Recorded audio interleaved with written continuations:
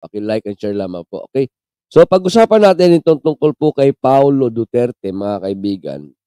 Alam naman po nating lahat na sinisimulan na po sa Kongreso yung pag-iimbestiga tungkol po at may kinalaman doon sa EJK, no? Extrajudicial killing, na alam naman natin lahat na ito ay naisampa ng kaso sa ICC at hinihintay ng lahat ng mga kaibigan yung pagpasok po ng ICC or yung bibigay ng subpoena, di ba? Ng ICC, no, mga kaibigan. At as per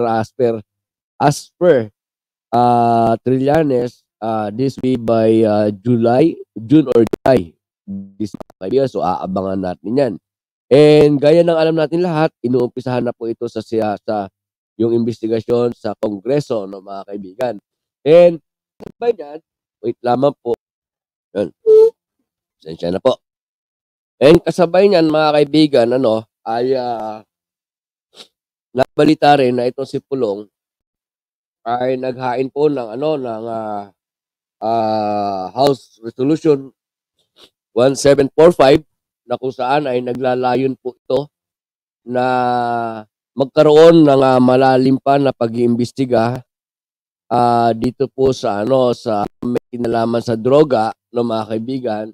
And hindi lamang po sa may kinalaman sa droga, kundi ang nais din niya ay imbestigahan ang tungkol dito at gawing malawakan. Malawakan, ibig sabihin ay pambuong bansa, hindi lamang daw Davao, no, mga kaibigan. So nakatawag lamang po ng pansin sa akin kahapon nung napanood ko itong balita na ito, mga kaibigan. Bakit? Di ba? Bakit? Ang tanong doon is bakit? Bakit po nataon na kung kaya na merong investigasyon tungkol sa war on drugs sa EJK na sangkot ang nakaraang administrasyon at lalong-lalo na, mga kaibigan, siyempre sangkot yung kanyang ama, di ba? Na si Digong nila, di ba, mga kaibigan? So yun nga, mga kaibigan, panoorin natin itong balita, itong video clip galing po sa isang balita at pag-usapan natin, no, mga kaibigan. Yan, okay? Wait lang. So ito yung sinasabi ko sa inyo, kinuha po natin sa isang balita, no, mga kaibigan. Tapos ito yung pag-usapan natin po. Okay? Asan na yan? Yan. Okay. Ito, mga kaibigan, pag-usapan ito, ha? Panoorin natin. Duterte sa House Resolution na inihain niya sa Kamara. Aga, inihain ni Davao City 1st District Representative Paulo Duterte ang House Resolution number 1745 na humihikayat sa akmang House panels na magsagawa ng investigasyon kaugnay ng mga pag-abuso sa karapatang pantao sa buong bansa. Yun, di ba? Ito ay may kaugnayan daw, mga kaibigan, doon sa pag-abuso sa karapatang pantao sa buong bansa, no, sa buong bansa. Okay? Sa kabilang na yung umano'y extrajudicial killings o EJK. Subalit hindi lang anya dapat imbestigahan ang mga pag-abuso sa nakalipas na 6 na taon, kundi 2. So yun, no, mga kaibigan, dito pa lang ay makikita na natin at mapapansin na kagad natin kung ano yung gusto nating sabihin sa lahat ng mga makakapanood sa atin, mga kaibigan, sa lahat ng ating mga kababayan. Dahil sabi dito, mga kaibigan, ay ang gusto po ni Pulong, mga kaibigan, na masaklaw nitong House Resolution na 1745, mga kaibigan, ay hindi lamang yung nakaraang taon, kundi mas pahabain pa raw, no, mga kaibigan, na hanggang 25 taon, no, mga kaibigan. So, bago natin ituloy yung ating pinapanood, ay gusto ko lang ipapansin sa inyo, mga kaibigan, di ba, na dito pa lang ay malinaw na kaagad na meron siyang gustong kumbaga ay iligaw, 'di ba? Meron siyang gustong iligaw or iliko na issue, no, mga kaibigan. Sabi nga sa inyo, 'di ba, ay natapat itong paghahain ng House Resolution sa 1745 ay kasabay ito nung ginagawa naman nung umpisahan yung investigasyon sa Kongreso, no, mga kaibigan. And may kinalaman din sa droga, may kinalaman din sa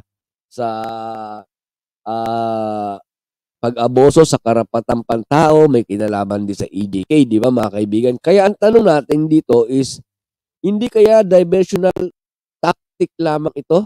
Hindi kaya ito ay ang motibo dito ni Pulong, mga kaibigan, ay para guluhin, di ba? Para guluhin, para lituhin yung ginagawang investigasyon sa Kongreso tungkol po doon sa paglabag sa karapatang pantao, sa EJK, tungkol doon sa kanyang ama, di ba? Yan yung mga tanong natin, no, mga kaibigan.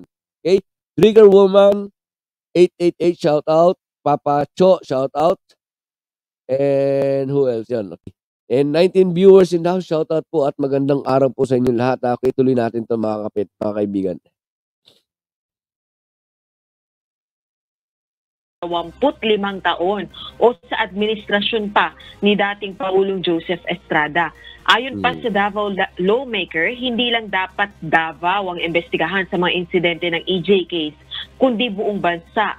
Ginawa niya ang pahayag kasunod ng paglulunsad ng House of Representatives Committee on Human Rights na investigasyon sa drug-related killings sa ilalim ng administrasyon ng kanyang amang si dating Pangulong Rodrigo Duterte. Sa mismong di ba? Ang tagal na di ba? If I'm not mistaken, mga kaibigan, tagal ng kongresista itong si di ba? Itong si Pulong. Panahon pa nung nandiyan pa kanya tatay, di ba? Pero bakit ang nakakatawag ng pansin, di ba, mga kaibigan? Bakit ngayon lang? Di ba? Bakit ngayon lang siya naghain ng ganitong resolusyon na may kinalaman sa EJK, may kinalaman sa droga, may kinalaman sa abuso sa karapatang pantao? Bakit ngayon lang? Di ba? Bakit tinabay pa doon sa ginagawang investigasyon? No? Paulit-ulit yun, mga kaibigan, para lalong maliwanagan ng lahat, na yung ginagawang investigasyon tungkol sa EJK, sa war on drugs ng kanyang ama. Di ba, mga kaibigan? So sabi ko, mga kaibigan, ay hindi mahihaalis na maisip ng taong bayan na ito ay merong merong tinatagong motibo na hindi nga maitago, no, mga kaibigan, dahil yun pa lang alam na kaagad at kitang-kita na kaagad ng taong bayan kung ano talaga yung tunay na motibo nitong si Pulong sa kanyang paghahain po ng HR o House Resolution 745, di ba, mga kaibigan? Sabi nga ni Cho, para na masira ang ulo ni Pulong sa panahon ng tatay niya, tadtad ang EJK, hindi na nga magkanda ugaga ang justice system natin sa dami ng biktima, isama pa niya mula kay ERAP. Di ba, mga kaibigan? Yun yung yun yung dun pumapasok yung diversionary tactic, no, mga kaibigan, para kumbaga ito nga lang sa loob lamang ng nakaraang 6 na taon na kung saan pasok dito yung administrasyon ng kanyang tatay, di ba? Umaabot pa ng siyam-siyam sa investigasyon at pagkatapos nagkaroon pa ng kalituhan. Idadagdag mo pa yung galing po sa iba't ibang administrasyon, di ba, mga kaibigan? Kaya dito, sabi ko sa inyo, talagang may tagong motibo itong si mga kaibigan, no, si Pulong Duterte. Sabi ni Rosana Tortoralba, meron ng EJK noon, daming ang nasugi dito sa Ilocos, pero pinakamalala sa tatay niya, di ba? Yun ang sinasabi mo, tama ka, sabi ni Papa Cho. And from Tita Carmen Lee, shout out, dapat tanggalin sa Congress ang addict. Yung mga kaibigan. Pupuntahan natin yan mamaya. Okay, tutuloy natin to.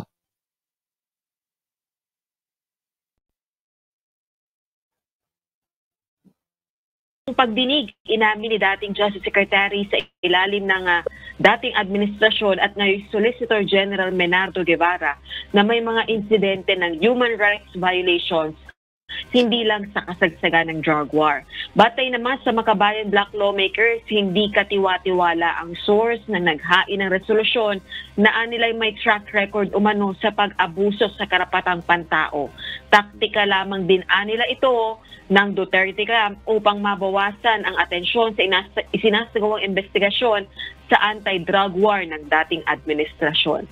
Balik sa iyo, Aga. So, di ba, alam niyo mga kaibigan, hindi naman sa ano no, pero alam niyo sa totoo lang believe ako dito sa sa Makabayan Black na kung saan itong Makabayan Black na ito mga kaibigan ay masyadong kinokondena, masyadong kino-question, 'di ba? Lalong-lalo na nitong mga side ni Duterte, 'di ba? Pero alam niyo mga kaibigan, ano, kung tutuusin mas kung ako tatanungin, paniniwalaan ko pa itong Makabayan Black, 'di ba mga kaibigan? Kasi sila alam nila, nakikita nila yung nakikita nila yung possibility, 'di ba? At saka totoo yung sinasabi nila na hindi talaga mapagkakatiwalaan yung source, 'di ba? Na naglabas nitong House Resolution 1745, no? Kasi kung kailangan pa ba natin gumamit ng mga pruweba, 'di ba, ng mga materyales, no, mga video or mga balita para patunayan na itong si Pulong Duterte ay dahil nga siya ay isang Duterte, 'di ba mga kaibigan, para bang likas para sa kanila. No, likas na talaga sa kanila yung nasasangkot sa mga pag-aabuso ng karapatang pantao, 'di ba? Katulad na lamang ni Sara. 'Di ba, alam naman natin nung panahon na siya ay mayor, no mga kaibigan, isa na lang yung ginawa niyang pananakit doon sa sheriff in public, 'di ba mga kaibigan? Isa lang 'yun at alam natin lahat na marami pa, 'di ba? And pagdating naman po sa Davao, alam naman natin mga kaibigan kung ano ba talaga ang papel, kung ano ang papel ng mga Duterte. Pagdating po diyaan sa usapin ng droga, pagdating sa usapin ng EJK, ng paglabag sa karapatang pantao. Kaya tama yung Makabayan Black, 'di ba mga kaibigan, dahil sa ikaw na naghain ng ganitong resolusyon, no mga kaibigan, yung 1745, tapos ay questionable yung sarili mo at masasabi natin na naging involved ka rin, 'di ba? So tama yung Makabayan Black na ito ay paglilihis lamang, no, paglilihis lamang at paglilitamang at pwede na rin natin masabi na inililo lamang ang isipan ng mga susubaybay at nakikinig doon sa ginagawang investigasyon ng Kongreso laban po dito sa may kinalaman dito sa sa pag-abuso sa karapatang pantao, sa EJK at sa war on drugs noong nakaraang administrasyon na kung saan ang pangulo ay ang tatay nitong si Pulong Duterte, no mga kaibigan. Danny Reynado, shout out. BMB Romy, shout out. Yan. And Jean Jagger, shout out. Sabi ni Socorro Rosario, matalino man ang matching na paglalalangan din sa HR 1745 ni Pulong, unahin ang Duterte administration. Kaya nga lang, 'di ba? Ay alam niyo mga kaibigan, isa pa sa nakikita motibo dito, no. Alam niyo yung para yung guiltiness mo, 'di ba? Sige ako Duterte ako. May kinalaman yung aking tatay o may kinalaman ang mga Duterte sa paglabag sa karapatang pantao, pero eto ako para patunayan sa inyo na hindi kami guilty, eto magpapasa ako ng isang resolusyon, 'di ba? Tungkol dito sa pagpapaigting ng investigasyon ukol sa paglabag sa karapatang pantao. Gusto niya makita ng taong bayan mga kaibigan na sila ay hindi guilty, 'di ba? Pero malabong mangyari 'yon, no? And huwag kang mag-alala Pulong dahil sa sabi mo nga 'di ba ay paigtingin pa, upahin pa yung taon na alamin yung may kinalaman po sa paglabag sa karapatan-tao. Ang gusto nga ni Pulong ay mula hanggang doon sa panahon ni dating Pangulong Estrada, 'di ba mga kaibigan?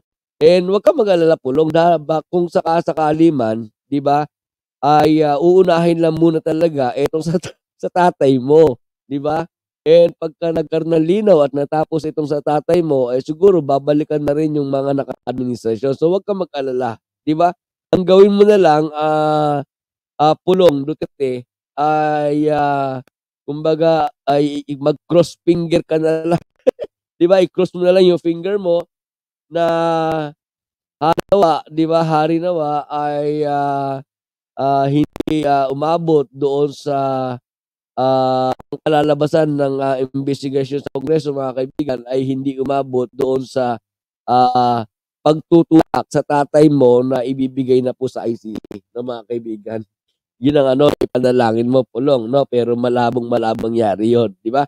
Kaya kung ano man yung nakatagong motibo ng mga kaibigan, masasabi natin ngayon pa lang ay kitang-kita na, alam na ng taong bayan yung kanilang mga motibo, mga kaibigan. So yun, mga kaibigan, ano ang inyong maidaragdag na komento kung meron man, paki-comment nyo lamang po dyan sa ating comment section sa baba.